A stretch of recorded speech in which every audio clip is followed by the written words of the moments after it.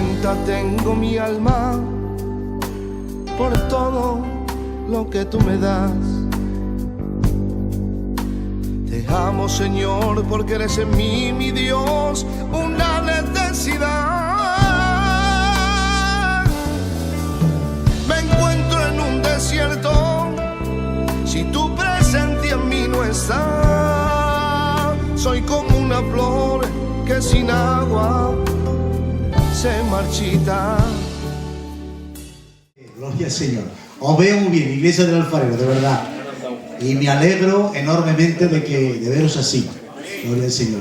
Me encantan las butacas. Me encantan, gloria al Señor. Parece un autobús grande. Pero es maravilloso, de verdad. Gloria a Dios. Qué bien. Gloria al Señor. Bueno, de sobra está deciros que os quiero mucho, ¿vale? Gloria al Señor.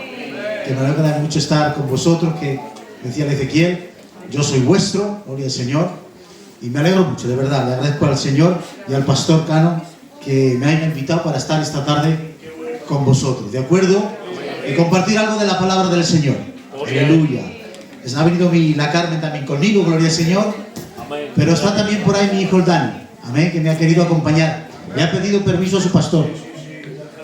Le ha dicho al pastor, pastor, ¿puedo ir con mi padre al alfarero? Y el pastor nuestro le ha dado permiso. Así que le voy a dejar que os parece que os dé un saludo. Dani, pasa por aquí, por favor, pasa por aquí. Y nuestro hermano Dani nos da un saludico. Le he dicho de camino. Un saludico, ¿eh? Del Señor. Gloria a Dios. Gloria al Señor. Dios le bendiga, Iglesia del Alfarero. Comparto el mismo gozo que mi padre. Me alegro de verles. Me alegro de ver a Miguel, a Michael, a todos ustedes, Iglesia. Me decía en casa, me decía, sube y les das un saludo. Me lo he pensado 2 veces, pero me sentía inmerecedor de esta bendición. Y entraba en mi cuarto, me sentaba y digo, ay, ¿qué hago, Señor? Me sentía merecedor de esta dicha. Y me decía el Señor, tómatelo como un regalo. Y así me lo tomo. Gloria a Dios.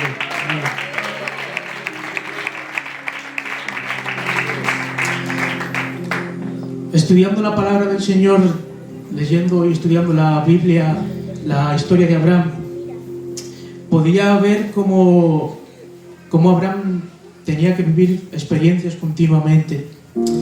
Y en Génesis capítulo 14 Abraham tiene que vivir una experiencia nueva para él, porque Abraham se enfrentó al error, tuvo que vivir el error cuando entró en Egipto, porque Egipto no estaba dentro de la ruta de Dios. Y Abraham tuvo que enfrentarse al error, pero en Génesis capítulo 14 Abraham se enfrenta a una nueva experiencia totalmente nueva. Abraham tenía que enfrentarse a la batalla. En Génesis capítulo 14 hay una guerra entre 2 grupos de reyes, el primer grupo liderado por el rey Kedorlaomer y el segundo grupo liderado por los reyes de Sodoma y de Gomorra. Y se tienen que enfrentar, y en su batalla capturan al sobrino de Abraham, a Lot. Entonces llega un criado de los que escapa y se acerca a donde Abraham y le dice, Abraham, tu sobrino Lot ha sido capturado por estos reyes, y Abraham tiene que enfrentarse por primera vez, en la primera de muchas batallas que tiene que vivir durante su llamado. Y a mí el Señor me hacía reflexionar, y es que dentro de nuestra vida cristiana también tenemos que enfrentarnos a la batalla. Dentro de nuestra vida cristiana también tenemos que vivir nuevas experiencias. La experiencia del dolor, la experiencia de las decepciones, la experiencia del sufrimiento. Son experiencias que tenemos que vivir, Iglesia, continuamente. Y me encanta la reacción de Abraham cuando recibe esta noticia, porque Abraham no le da la espalda al sufrimiento. Abraham no se echa hacia atrás. Dice la palabra del Señor que Abraham tomó a sus 318 hombres y salió en busca de su sobrino Lot. Te quiero decir algo, Iglesia del Alfarero. Tenemos que lidiar con batallas diarias. Tenemos que lidiar con el sufrimiento, con el dolor. No estamos exentos de ello. Pero tomemos la reacción de Abraham. Te quiero decir algo de parte de Dios. Siempre que puedas evitar el dolor, evítalo. Es mejor vivir sin dolor. Siempre que haya tormentas que podamos evitar, evitémoslas. Pero cuando llega el momento en el que no haya otra opción y tengamos que sufrir, no le des la espalda, enfréntate al dolor en el nombre de Jesús. Aleluya. Dios no nos prometió una vida sin dolor. Termino con esto. Jesús dijo, en el mundo tendréis aflicción, pero nos dijo algo, pero confiad, porque el mundo al que te enfrentas, yo ya lo he vencido antes que tú. Confía en el nombre de Jesús. Dios le bendiga mucho, iglesia. Un abrazo en el nombre de Jesús.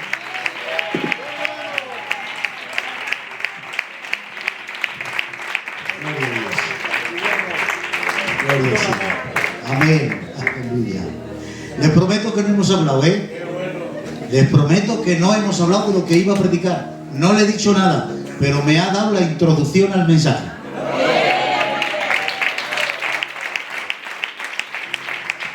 Gloria al Señor. Porque el Dani hablaba de experiencias de dolor, de experiencias de sufrimiento, de experiencias de cómo nos tenemos que enfrentar a ello.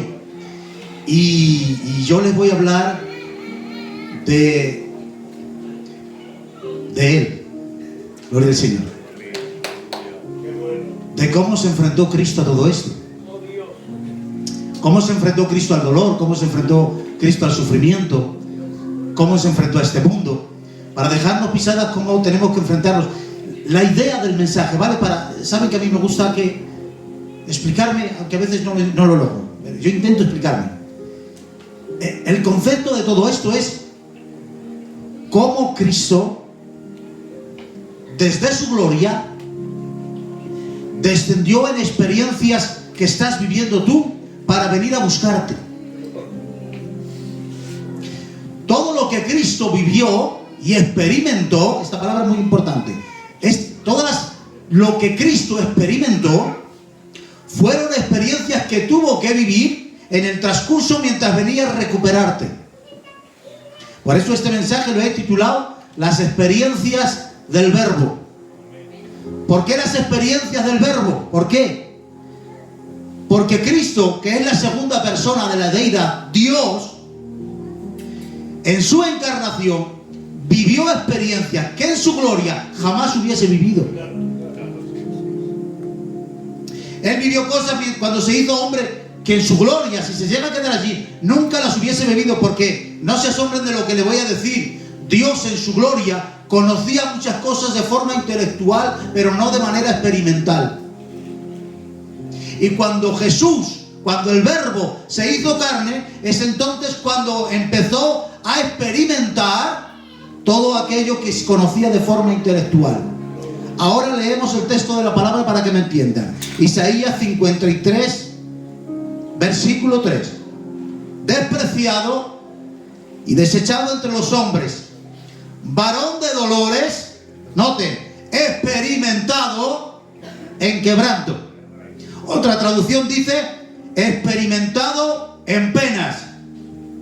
Gloria a Dios.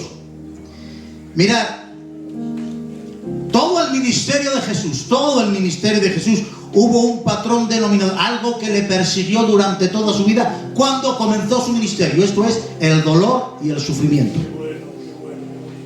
Le persiguió durante todo su ministerio. ¿Y de qué manera? ¿Y a qué profundidades? Ni nos lo imaginamos. No tenemos en toda la Biblia un registro bíblico donde nos diga que Jesús sonriera. No lo tenemos. No digo que no sonriera, faltaría más, pero en la Biblia no hay ningún registro. Es verdad, estuvo en la boda de Canaán, pero en la boda de Canaán todavía no había iniciado su ministerio. Fue comenzar su ministerio y comenzó a vivir todas las experiencias de dolor y de sufrimiento. Hermanos, el ministerio de Jesús duró 3 años. Hermanos, 3 años. Yo ya llevo más que él. No tengo 17, 18 años de ministerio. Nuestro pastor pues llevará 40 y tantos años de ministerio. Ya tienen, fijaros bien, le redoblamos en años de ministerio a Jesús. En 3 años Jesús tenía que predicar de la gracia y abolir la ley, cumplirla y ponerle fin a la ley. en 3 años tenía que elegir 12 discípulos, tenía que confrontar fariseos, tenía que liberar poseídos, tenía que morir en una cruz, tenía que perdonar pecados, tenía que resucitar de entre los muertos. 3 años para hacer todo esto. Hermanos, no tenía mucho tiempo para distracciones Jesús. No tenía mucho tiempo. ¿Recordáis el pasaje bíblico donde dice que Jesús se durmió en la barca? ¿Por qué creen ustedes que Jesús se durmió? Porque estaba exhausto de cansancio. Había pasado toda la noche orando, toda la noche. Cuando amaneció, se fue al templo. Y cuando estaba en el templo le trajeron a aquella mujer que quisieron rodearla, y fue cuando Jesús se puso a escribir sobre la arena. Les confrontó, les avergonzó. Después de hacer todo eso, siguió predicando y confrontando fariseos, liberando demonios, predicando en sinagogas. Al atardecer, cogió la barca para cruzar al otro lado del lago. Claro, se durmió, estaba cansado. Jesús se cansaba. Es una de las experiencias que jamás hubiese tenido en la gloria. Es una experiencia que vivió en la encarnación, ¿os dais cuenta? Mirad, hermanos, no tenemos registro bíblico donde diga que Jesús sonrió, pero sí tenemos un registro bíblico donde diga que Jesús lloró. ¿Verdad que sí? ¿A que todos se conocen este texto? Y Jesús lloró. Amén. ¿Dónde? Delante del sepulcro de un amigo. Una experiencia humana, muy humana. Gloria al Señor. Muchas veces se ha dicho tantas cosas. ¿Por qué lloró Jesús? ¿Por qué lloró? Por muchas razones. Dicen, por unas cosas, por otras. Pero hermanos, yo creo que lloró por Lázaro. Pero no porque había muerto. Lloró porque lo tenía que resucitar. Porque de estar en la gloria a tener que volver de nuevo a esa tierra maldita, y encima en un cuerpo que está maltrecho, vendado y metido en un sepulcro, que le pregunten a Lázaro. Que le pregunten a ver qué prefiere. Lázaro, ¿qué prefieres? ¿Te quedas ahí en la gloria o vuelves a un cuerpo moribundo, vendado y en un sepulcro, a volver a pisar tierra maldita? Que le pregunten. Jesús no lloraba por la muerte, Jesús lloraba por la vida. Porque Jesús, como Dios, es el creador de la vida. Y cuando Jesús, el Verbo, cuando creó la vida, la creó sin hoyos en la tierra.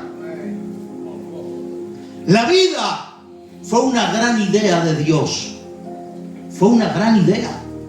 Porque cuando Dios creó la vida, la creó en todos sus gozos, en todos sus ideales.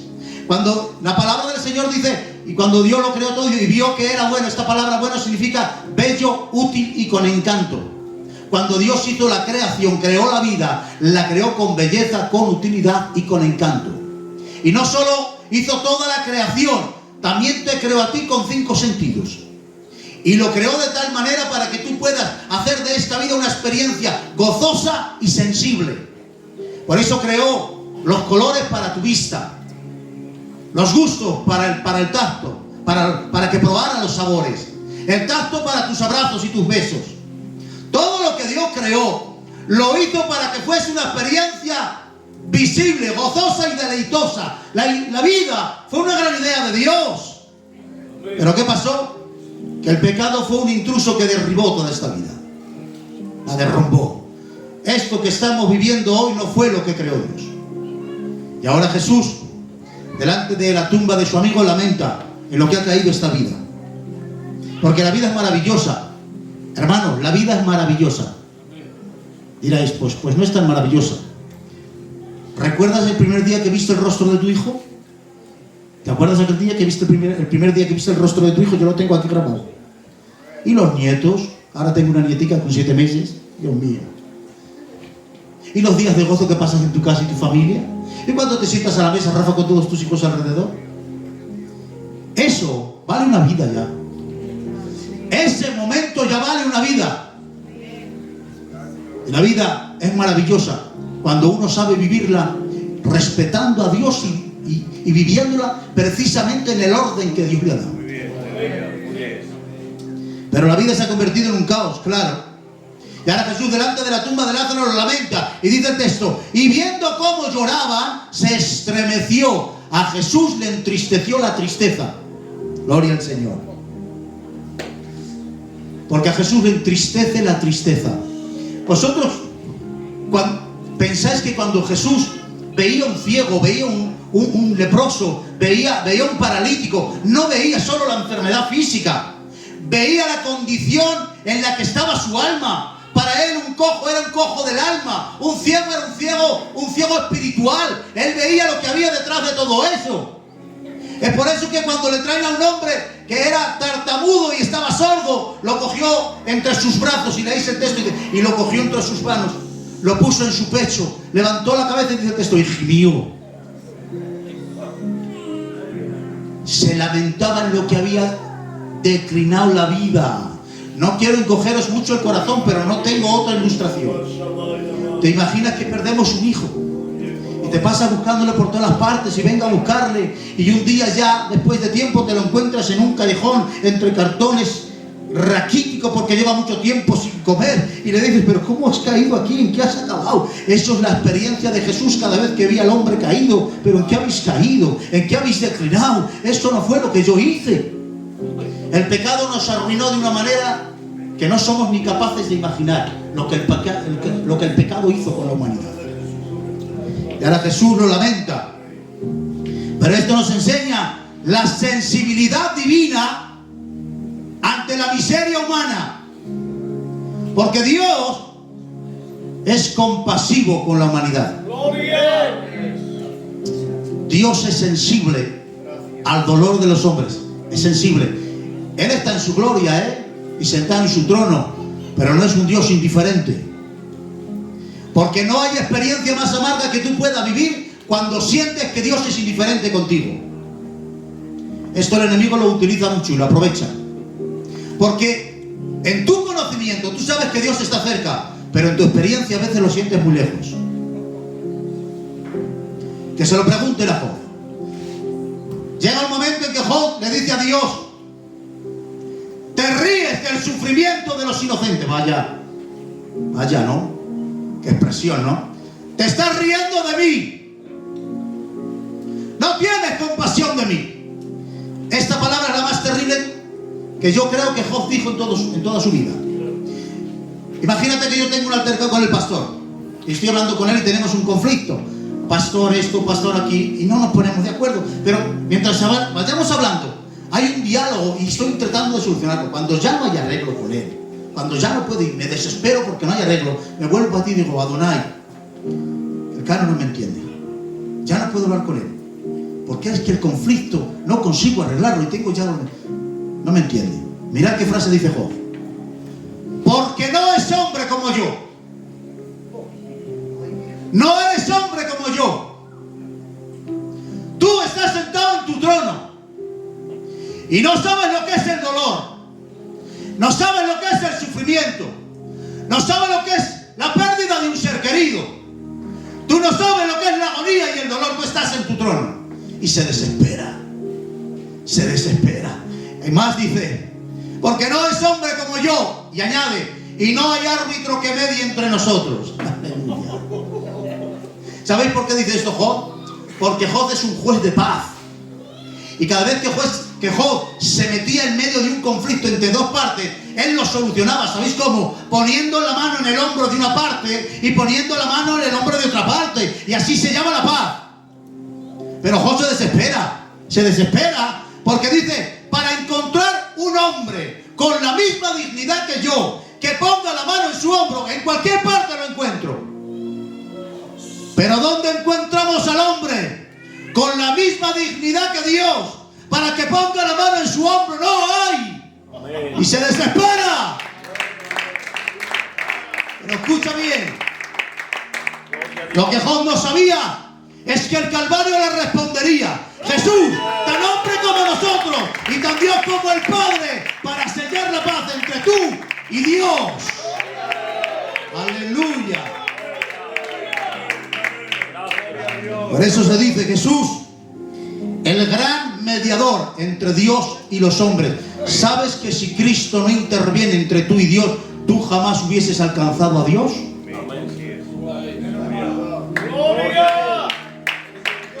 Aleluya.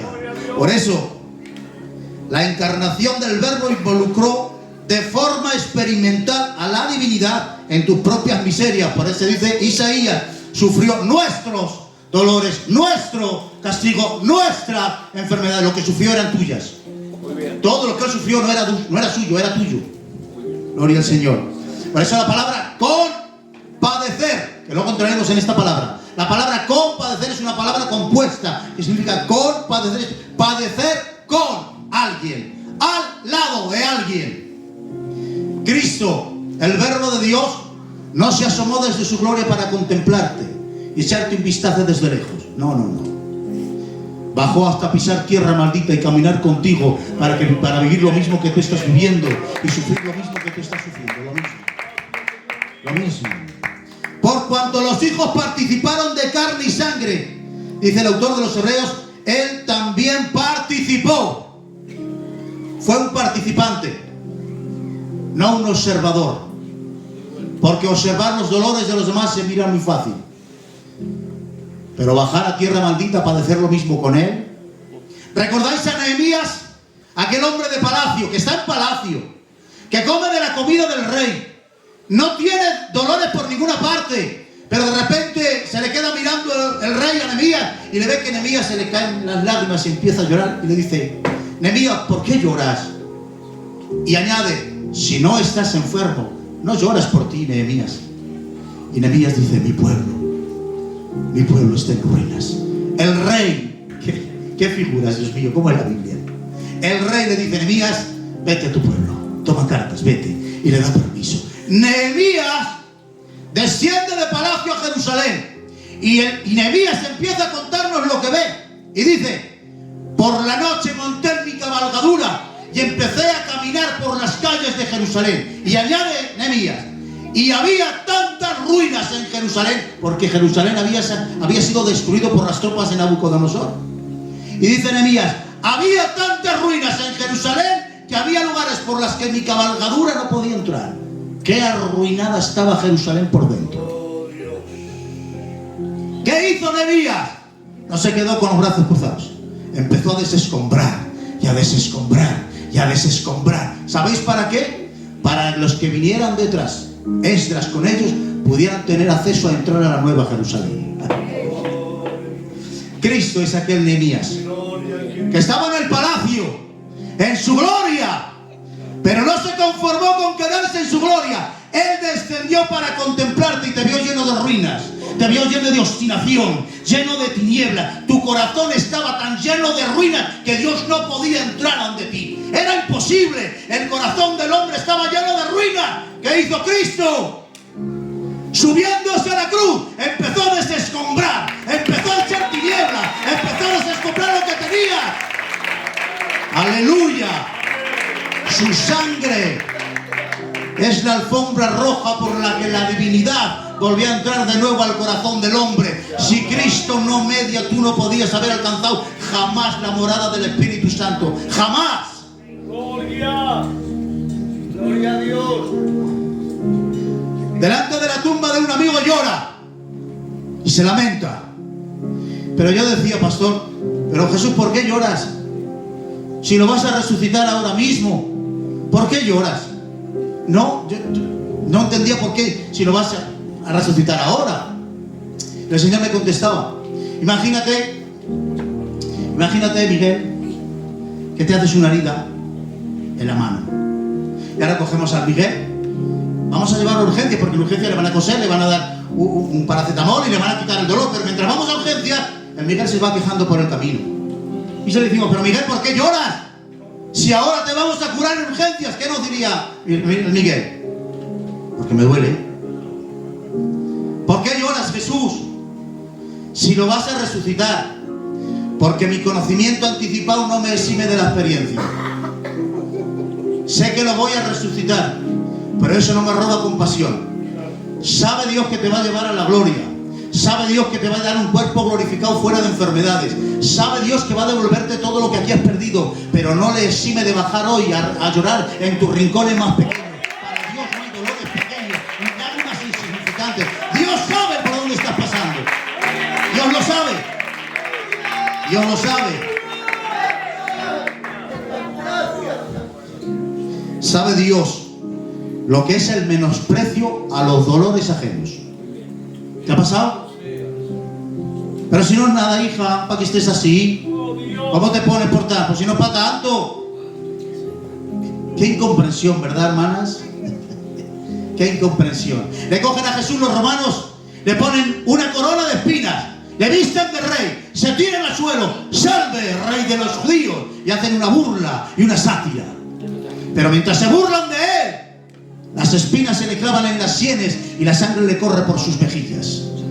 ¿Sabe Jesús que para lo que los demás es un simple chiste, a ti te está resultando en una dolorosa corona de espinas? Lo sabe, lo ha experimentado, sabe lo que es el menosprecio de los dolores. Por eso Jesús no menosprecia ningún dolor pequeño.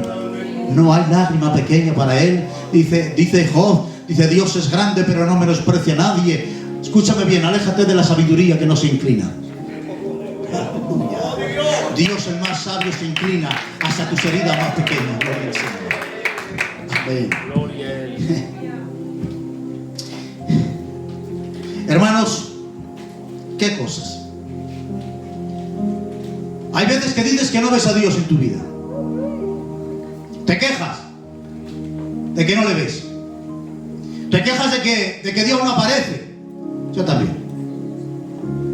Y le pedimos a Dios que haga un milagro en mi vida, que intervenga, que queremos verlo. ¿Sabe por qué no lo ves? Porque estás menospreciando sus milagros. ¿Sabéis que cuando Dios dijo sea la luz, hay una palabra bara que significa crear de la nada? De la nada Dios lo creó todo. ¡Qué poder! No había nada y Dios lo creó todo. ¡Qué poder, verdad! ¡Qué milagro! Muy bien. Pues la viuda de Sarepta solo tenía un puñado de harina. Después de que se lo comía por la noche, ya no tenía nada. Al día siguiente se levantaba, otro puñado de harina. Lo gastaba por la noche, ya no tenía nada. Al día siguiente, otro puñado de harina. Es el mismo milagro, el de la creación del universo, que el puñado de harina. Pero tú solo cuentas como milagro el universo, pero no cuentas como milagro el puñado de harina. Pues déjame decirte algo: Dios es tan grande, haciendo grandes milagros, que creando tus puñados de harina cada día está contigo, en tu lágrima más pequeña. Lo que pasa es que lo menospreciamos. ¿Por qué te crees que sigues de pie? ¡Gloria a Dios! ¡Santo! ¿Por qué te crees que sigues ahí de pie? ¿Por qué te crees que has venido hoy aquí? ¿Por qué te crees que estás así? Porque Dios sigue conservando tus pequeños puñados de harina. Hoy te acostarás diciendo no tengo nada, pero te acostarás satisfecho. Y mañana, cuando digas no tengas nada, el Señor seguirá estando de nuevo a tu lado. El Señor sigue cuidando la dependencia. Aleluya. Hermanos, dejadme deciros esto. Dios no quiere perderse ni un día de tu vida. Ni un día. Dice David: me miraste, le dice David a Dios, me miraste y vistes mi embrión. Fijaros bien, dice David, me miraste y viste mi embrión. Es decir, cuando David era un embrión, ¡pum!, los ojos de Dios estaban ahí viéndole. Vio el primer latido de su corazón, ¡pum!, ahí estaba Dios. Dice Job: me mirarás y dejaré de ser. ¿Sabes qué está diciendo aquí Job? En mi último suspiro aquí en la tierra estarás presente. Si tú unes a los dos, a David y a Job, te vas a dar cuenta que Dios estaba en el primer latido cuando eras un embrión y en el último suspiro cuando tengamos que irnos de aquí. No se va a perder Dios ni un día de tu vida, ni un capítulo. En cada historia de tu vida va a estar Dios presente. No se va a perder nada.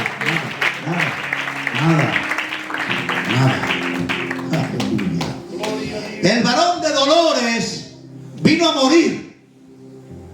Amén. Vino a morir.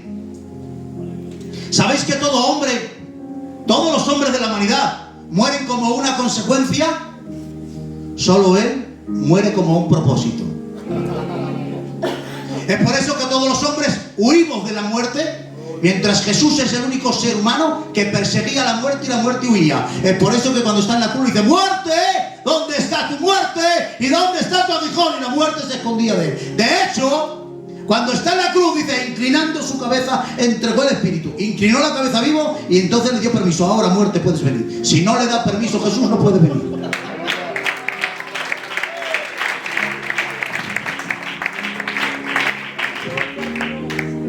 Él vino a morir, por eso dice el autor de los Hebreos, me preparaste cuerpo, y ese cuerpo fue diseñado desde antes de la fundación del mundo para morir en una cruz. Estaba diseñado ese cuerpo para morir en la cruz. Jesús vino a morir, pero también vino a vivir. Amén. Y qué paradójico lo que os voy a decir. Jesús vino a vivir la muerte, a vivirla, a experimentarla. Por eso dice el autor de los Hebreos, quiso que por la gracia de, fue una gracia de Dios, gustase la muerte por todos. Este gustase significa paladearse. Una cosa es cuando una cosa no la comemos sin tan siquiera masticarla. Otra cosa es cuando lo saboreas. Jesús saboreó, masticó la muerte. La saboreó de tal manera que cuando está en la cruz le quieren dar la hiel y el vinagre, que es un anestésico, y probándolo, no quiso beberlo. No quiso ahorrarse ni un solo sabor amargo de aquella experiencia que vas a tener que vivir tú también. La saboreó, vino a vivir lo que tú viviste. Hermanos, cada experiencia que Jesús vivió en la carne eran pasos que estaba dando hacia ti, que venía a buscarte en tus miserias más profundas. Y escúchame bien, dice Hebreos 5:7, Cristo en los días de su carne, claro, tuvo que ser en los días de su carne, porque en los días de su gloria jamás hubiese experimentado esto, ofreciendo ruegos y súplicas. Claro, en los días de su carne ofrecía ruegos y súplicas, porque en los días de su gloria Él no suplicaba, Él daba órdenes.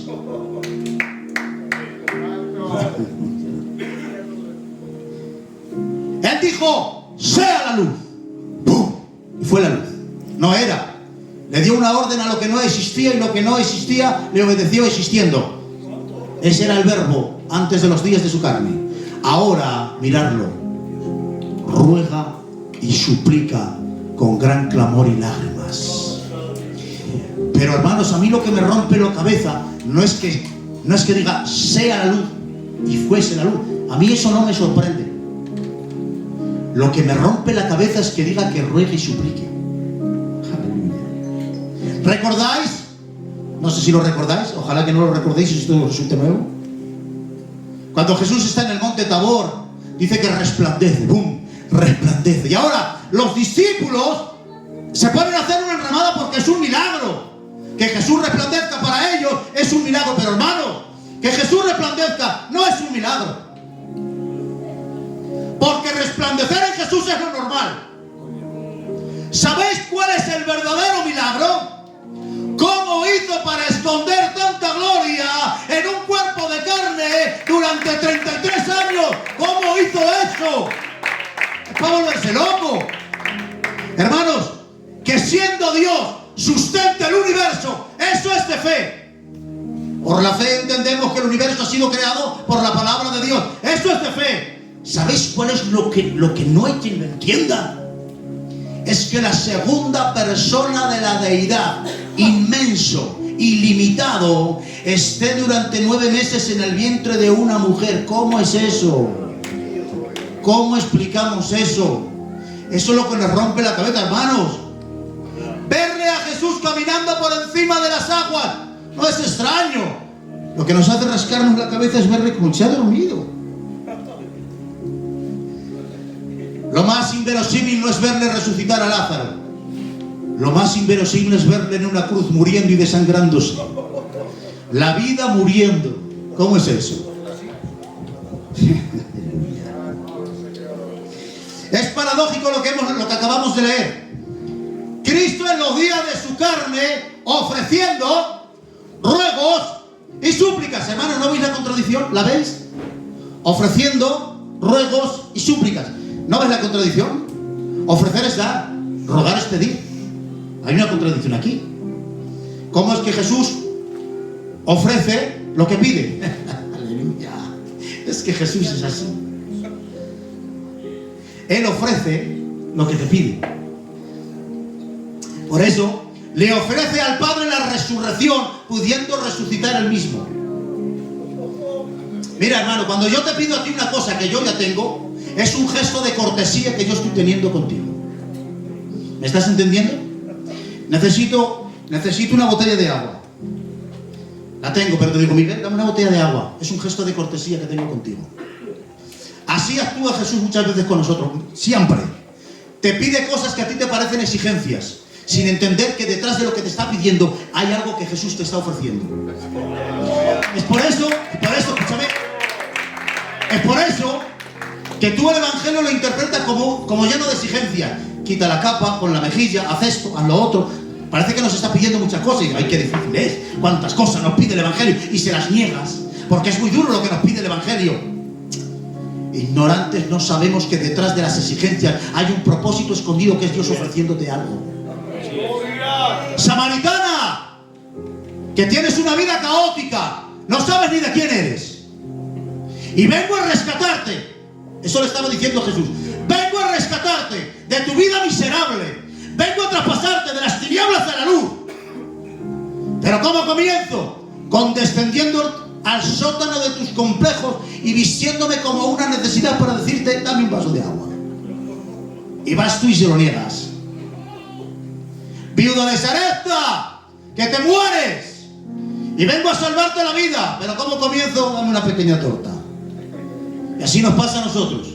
Viene Dios pidiéndonos cosas y igual cuántas cosas nos está pidiendo el Señor. Qué difícil. Y muchos se niegan a pedirle lo que Dios les está pidiendo sin entender que detrás de lo que te está pidiendo es Dios ofreciéndote algo glorioso. El Evangelio no son exigencias. El Evangelio es la expresión de Cristo ofreciéndose a sí mismo para que tú puedas ser salvo y llevarte a la gloria. Eso es el Evangelio.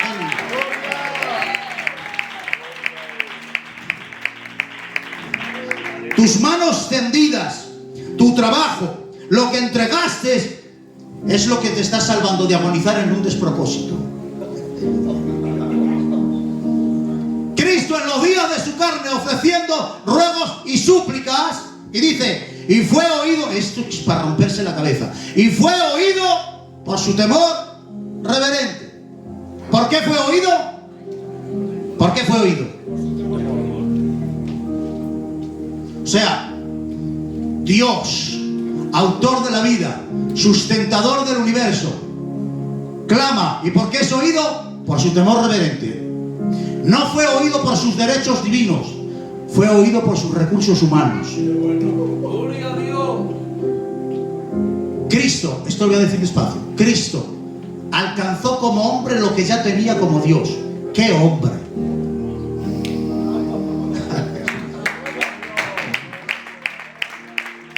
Voy a volver a repetirlo. Ayer un profesor de literatura me echó una escandalosa diciendo, repite las cosas, repítelas. Voy a repetirlo. Cristo alcanzó como hombre lo que él ya tenía como Dios. Texto de la palabra. Filipenses capítulo 2. No estimó el ser igual a Dios como cosa que aferrarse, sino que se despojó a sí mismo, tomando forma de siervo, hecho semejante a los hombres, y estando en la condición de hombre, se humilló a sí mismo, haciéndose obediente hasta la muerte y muerte de cruz. Esto lo hizo como hombre.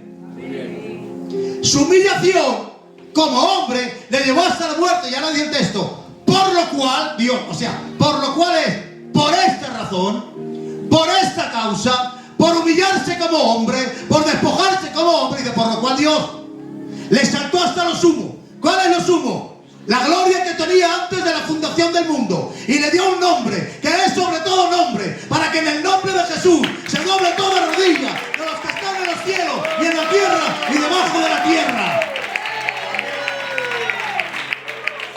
¿Os dais cuenta? Consiguió como hombre lo que ya tenía como Dios. Bien. Gloria a él. Qué bien. Muy bien. Por eso dice el Hebreos, el autor de los Hebreos, porque tal sumo sacerdote nos convenía. ¿Me habéis? Que os repetía muchas veces, dice, me gustaría tener una pizarra para escribir esto aquí. Me gustaría tener una pizarra para escribir esto. Nos convenía, subrayen esto. nos convenía. Tal sumo sacerdote nos convenía. ¿Cómo? Santo, inocente, sin mancha y apartado de los pecadores. Este sumo sacerdote nos convenía. Es decir, nos convenía la perfección de Cristo. Nos convenía la santidad de Cristo. ¿Por qué? Para que su sacrificio fuese acepto. Ahora miren qué texto. Porque convenía, este es otro texto. Porque convenía, otra conveniencia. ¿A quién? Si es que pastor, me ahogo, Porque convenía. ¿A aquel? ¿Quién es aquel? Por cuya causa son todas las cosas y por quien todas las cosas subsisten. Aquí está hablando de la omnipotencia creadora del Verbo. A ese le convenía. ¿Qué le convenía? Que habiendo de llevar muchos hijos a la gloria, a ti, fuese perfeccionado por medio de aflicciones. Te puedes volver loco.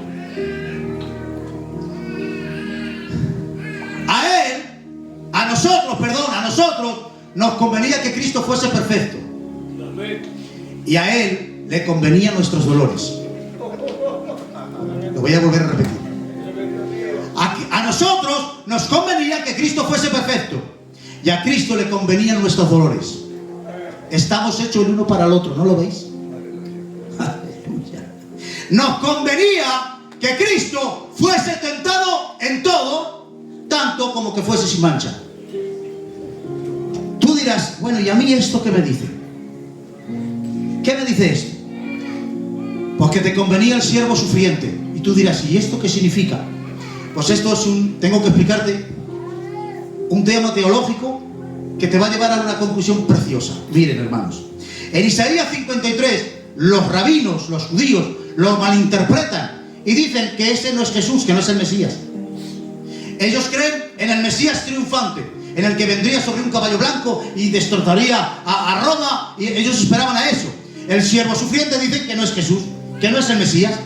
Otros dicen que son dos, que uno es el siervo sufriente y que otro es el Mesías triunfante. No saben que es el mismo. En este contexto en que unos creen que el Mesías, que el siervo sufriente es uno y el Mesías triunfante es otro, dos judíos discutían. Y cuando discutían, uno decía, estamos esperando al Mesías triunfante. Y uno que estaba allí, que tenía sus problemicas, decía, pues yo prefiero al siervo sufriente. Y otro decía, ¿pero por qué? Nosotros necesitamos que el Mesías baje de los cielos y se siente en su trono. El otro decía, ya, pero mi corazón seguirá vacío. Y el otro decía, no, necesitamos al Mesías triunfante para que nos haga resplandecer en medio de las naciones y nos devuelva la gloria. Pero este herido decía, ya, pero nuestra alma seguirá vacía y nuestro cuarto seguirá a oscuras. Y el otro enfadado decía, pero ¿por qué quieres al siervo sufriente? Y este herido decía, porque el siervo sufriente me entendería. Tú necesitas al siervo sufriente. La encarnación del Verbo no ha sido un capricho divino, ha sido una necesidad humana. Tú lo necesitabas sufriendo y ahí vino, sufriendo, con llagas, con heridas, porque tú lo necesitabas. Mirad, por eso dice el texto, porque no tenemos, notar la manera en que la Biblia habla. Nosotros no tenemos un sumo sacerdote que no pueda compadecerse. Noten, no tenemos, en contrario, un sumo sacerdote que no pueda. ¿Por qué lo dice así? Porque esta experiencia tú nunca la vas a tener. Sin embargo, Cristo sí que la tuvo.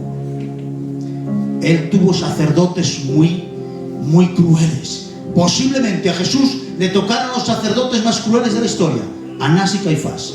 ¡Qué crueles! Le escupen en la cara y le arrancan la barba a tirones delante de ellos y no hacen nada. ¿Tú te imaginas que el que tiene que interceder por ti te da las espaldas y permite que otros se ultrajen y no hagan nada? El que tiene que ayudarte, el que tiene que interceder, te da las espaldas. ¿Te imaginas? Cuenta un hombre una experiencia. Una vez se fue de safari y se bajó del coche, se despidió, y cuando quiso darse cuenta, un león se le abalanzó encima. Y cuenta ese hombre, esto fue una experiencia real. Empezó a contar la experiencia que estuvo viviendo. Contaba cómo sentía que las mandíbulas de aquella bestia le rompían los huesos. cómo los zarpazos le herían. Y alguien le preguntaba, ¿y cuál fue tu peor momento en esta experiencia? ¿Sabéis lo que dijo este hombre? Cuando oí la puerta del coche que se cerraba. Eran mis amigos que me decían, lo sentimos, no podemos hacer nada por ti. Oír el sonido de la puerta cerrada le desesperó. Jesús escuchó cómo los sacerdotes cerraban la puerta de la compasión. No se compadecieron de él. De hecho, quiero deciros que no ha habido nadie que sufriera más incomprensión que Jesús. Tuvo más compasión un pagano como Pilatos que los supuestos sacerdotes que se ponían delante de Dios. Pilatos no quería crucificarlo, no quería. Dice, y le azotó. ¿Por qué crees que Pilato le azotó? Para librarle. Le azoto, le pongo una corona de espinas, le pongo un manto de púrpura, lo saca fuera delante del pueblo y dice, he ahí el hombre. ¿Qué buscaba Pilatos? Despertar la compasión. Miradle, pobrecito, porque cualquier persona en el mundo, cualquiera se hubiese compadecido. Un hombre golpeado con el rostro amoratado, con una corona de espinas, atado, que no ha hecho nada, intentando despertar la compasión. ¿Sabes qué dice el texto? Y los sacerdotes gritaban, los principales sacerdotes gritaban, crucifícalo.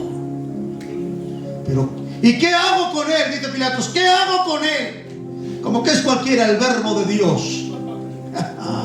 La segunda persona de la deidad, el más bello entre los hijos de los hombres. Ahí, como que no es, ¿qué hago con él? Está bien, os pongo a Barrabás, mirad, un asesino.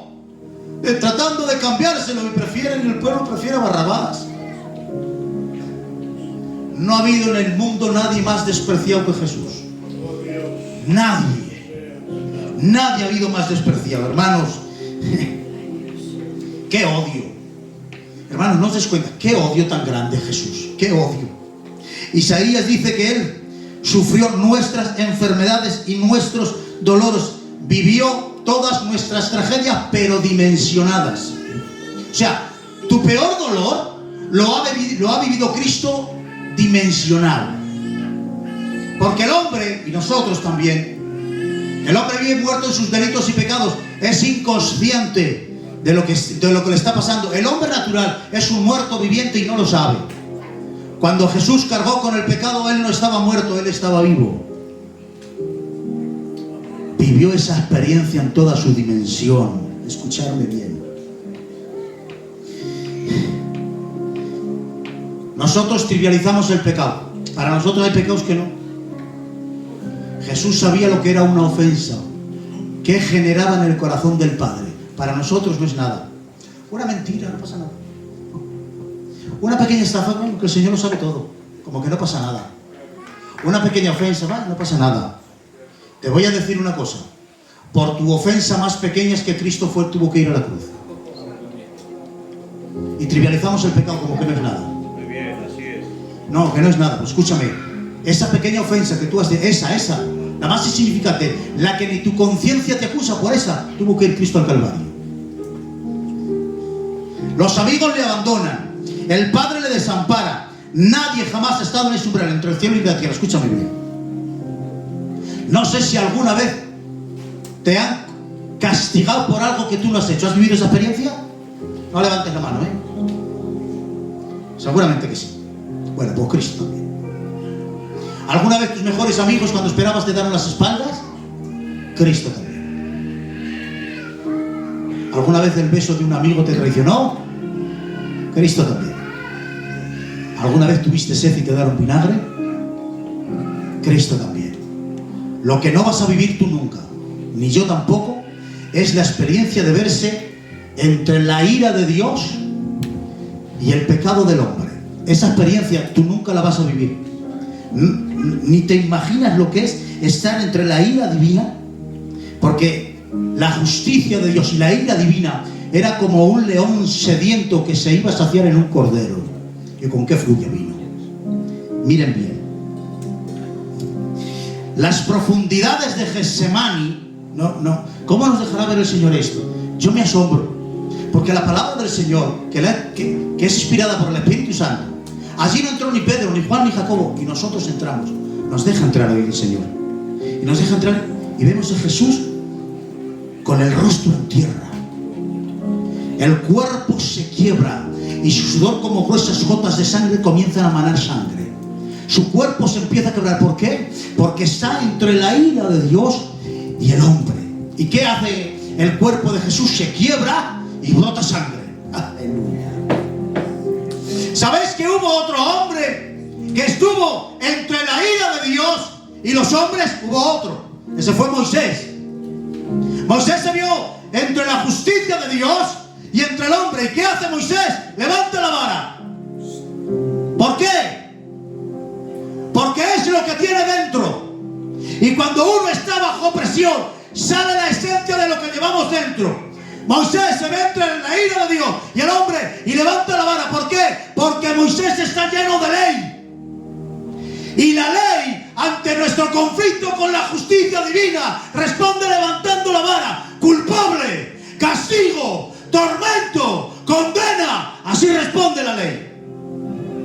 Pero Jesús está en la misma situación y Él no responde levantando la vara. Había una exigencia en la justicia divina que decía: sin derramamiento de sangre no hay remisión de pecados. Pues bien, en la misma condición entre Dios y los hombres, Cristo no levanta la vara. Él responde con sangre, Él responde con perdón, Él responde con remisión. Nos llevaba en la esencia, nos lleva en la naturaleza. Jesús es salvador por esencia. Le encanta salvarte. Por eso te está salvando cada día. De tus dolores, de tus agonías, de tus tristezas. Le encanta venir a tu encuentro y salvarte. Le encanta. Dejarme terminar. Jesús está en Getsemaní. Y cuando está en Getsemaní, hay 3 verbos terribles que significan literalmente sentir pavor ante lo desconocido, sentir añoranza del hogar paterno, y añaden esta: Abba. Así se dirigió Jesús al Padre. ¿Sabes qué significa Abba? Papa. Unir estas 3 cosas. Siento añoranza del hogar paterno, devuélveme la gloria que tenía contigo antes de la fundación del mundo. Siento pavor ante lo desconocido. El desamparo es una experiencia que jamás he vivido. Y ahora dice Jesús: Papá, es posible. Y 200 hombres vienen a buscarlo. Mira. La manera en que tú entiendas esto va a determinar cuánto de cristiano tienes. Si tú no entiendes esto, no podemos ser cristianos sin entender esto. No se puede, hermanos. No se puede. Mirad, hermanos, una de las experiencias más amargas y más dolorosas, sin duda, fueron los dolores físicos. No quiero entrar mucho porque no quiero encogeros el corazón. Pero sabéis que los dolores de la cruz eran tan fuertes que no había una palabra que definiera ese dolor y tuvieron que inventar una palabra nueva. ¿Sabéis cómo se llamaba? Dolor excruciante. Cuando Jesús estaba en la cruz, los clavos le habían triturado los nervios y los dolores pasaban como relámpagos por todos sus brazos hasta llegar a la columna vertebral. Le daban convulsiones. El corazón comenzaba a latir con más fuerza y más rápido porque se estaba deshidratando. Le faltaba el aire y no podía respirar. Tenía que empujar hacia arriba para coger una bocanada de aire, pero recordar que tiene las espaldas abiertas y el madero es rugoso y tiene que rozarse contra el madero para coger una bocanada de aire. Y otra vez. Esos son los dolores físicos. Ahora, si a mí me duele esta mano, Ezequiel, yo ya no tengo atenciones para esta otra, ¿me entiendes? El dolor nos encierra en la propia experiencia del dolor. O sea, a mí me duele esto y yo ya no tengo atenciones para esto otro. Dice el Salmo 22: horadaron todas mis manos y mis pies, contar puedo todos mis huesos. Está definiendo sus dolores físicos y ahora dice: entre tanto. ¿Cómo que entre tanto? Hay algo que le está llamando la atención a Jesús más que sus dolores físicos. ¿Qué es? Dice: entre tanto, ellos. ¿Quién son ellos? escribas, fariseos, saduceos, romanos, malhechores. En aquel día era el día del Sabbat y Jerusalén estaba lleno de gente. El Calvario estaba a las puertas de Jerusalén y todo el que pasaba le veía. ¿Sabes qué dice? Entre tantos ellos me miran y me observan. Dice literalmente, mueven el labio. Los dolores se le están comiendo, son terribles, pero Jesús, hay una experiencia que le llama la atención. Levanta los ojos y ve como todas las multitudes se ríen y se burlan de él, y Jesús lo ve. Y presta atención cómo le miran, cómo se burlan. El menosprecio y la vergüenza fue una experiencia muy traumática en Jesús. Disculpadme que lo diga así. Está desnudo. Le llaman maldito por morir en una cruz. Y le dicen, ¿dónde está tu Padre? Sintió tanta vergüenza Jesús de eso, que hay un texto que dice, puesto el gozo delante de él, sufrió la cruz, menospreciando ¿qué? El oprobio. ¿Qué es el oprobio? La vergüenza. Necesitó un aliciente, algo que le sacara de ahí. Escuchadme, hermanos. Esta vergüenza que sufrió Jesús se une a la última experiencia del desamparo. El desamparo es la experiencia cumbre del verbo. Juan dice, en el principio era el verbo era con Dios, y el verbo estaba con Dios, significa cara a cara con Dios, cara a cara. Estaban el uno frente al otro. Miren, el otro día, estudiando una palabra y luego comentándola con mi pastor, cómo vivía la Trinidad allá en la gloria. Hay una palabra que se llama pericóresis, una palabra rara, que habla de cómo se relaciona la Trinidad internamente entre ellos. ¿Sabéis cuál es la figura? Dice que es una danza rotatoria. Las tres personas de la deidad rotando en plena armonía y gozo, continuamente cara a cara. En el Calvario, de repente el Padre vuelve su rostro. Cuando leemos nuestras Biblias, dice, ¿por qué me has abandonado? Pero en el original dice, ¿hacia qué fin me desamparaste? Déjeme esta interpretación. ¿Hacia qué fin? Déjame ver la finalidad del desamparo. Déjame ver el propósito del desamparo. ¿Para qué? Para que me calme del dolor de que tú me hayas desamparado. Porque lo único que puede aliviarme del dolor es el propósito. Déjame ver la finalidad. En ese momento el Padre hace una obra de gracia. Le quita la venda de los ojos al malhechor, y cuando el malhechor lo mira, no ve a un hombre oriundo, ve a un rey. Y dice, acuérdate de mí cuando vengas en tu reino. Justo en ese momento, Cristo empieza a ejercer como el Salvador oficial de la humanidad y le dice, hoy estarás conmigo en el paraíso. Fue el alivio del desamparo rescatar al malhechor. Guárdate eso en el corazón. La experiencia más amarga y más dura del desamparo fue aliviada con recuperarte.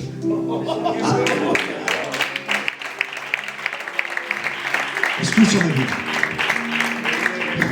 Escúchame bien. Se perdieron los ángeles y Dios no movió un dedo por ellos.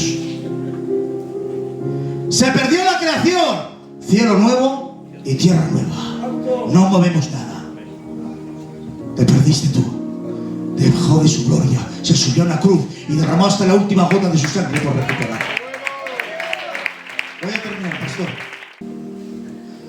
Cada experiencia del verbo era un paso en el que Jesús descendía para venir en tu búsqueda. Los ruegos fue un paso que Él se dirigía buscándote. Los dolores, el menosprecio, fueron escalones que Jesús iba para recuperarte. Pero cuando está en la cruz hay una experiencia muy cotidiana que tenemos todos nosotros todos los días, que se repite muy a menudo. Es una experiencia muy humana. Es cuando Jesús dijo en voz alta, tengo sed. ¿Sabes qué es esa experiencia que estaba diciendo? Ya estoy aquí. Vengo de muy lejos. He tenido que pasar por mucho. Me ha costado mucho encontrarte. Me ha costado mucha sangre en el camino. Mucho dolor. Pero vengo a recuperarte. ¿Para qué? Para que no vayamos a casa. Hoy Jesús viene a recuperarte. Jesús viene a recuperarte.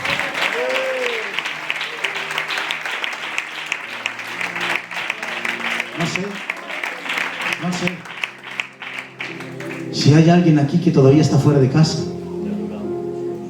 ha venido Jesús hoy a recuperarte. Es tanto el deseo de Jesús porque vuelva por recuperarte, que invirtió una cruz. ¿Cómo ha invertido tanto en ti? Te lanzo esta y haz lo que quieras con ella. Hoy Jesús viene en son de paz. Quiere recuperarte para que vuelvas a la casa del Padre. Ya está bien. Ya llevas mucho tiempo fuera. Ya está bien. ¿Por qué habrás de sufrir tanto? ¿Por qué caminarás tú solo? ¿Por qué te tendrás que llevar esta cruz tú solo, si puedes tener Padre en tu cruz? Ven. Hoy Jesús viene a recuperarte. Cierra tus ojos. Cierra tus ojos. Cierra tus ojos, por favor. Con permiso del pastor, te hago una invitación de parte del cielo mismo. Vengo a recuperarte y a buscarte. Qué bien. Regresa, por favor. Regresa. Gloria a Dios. Regresa hoy. Porque si me tengo que marchar sin ti, nos tendremos que volver a ver. Y la próxima vez no será buena. Regresa. Te dice el Señor. Regresa. Gloria a Él. Te dejo 2 minutos así. El pastor ya con vosotros. Síguese Gracias. con tus ojos cerrados. Gracias. Si quieres recibir al Señor, qué mejor día que este. Ven a casa. En el nombre de Jesús. Gracias, Espíritu Santo. Gracias. Gracias. Levanta tus manos al cielo y adoramos al Señor.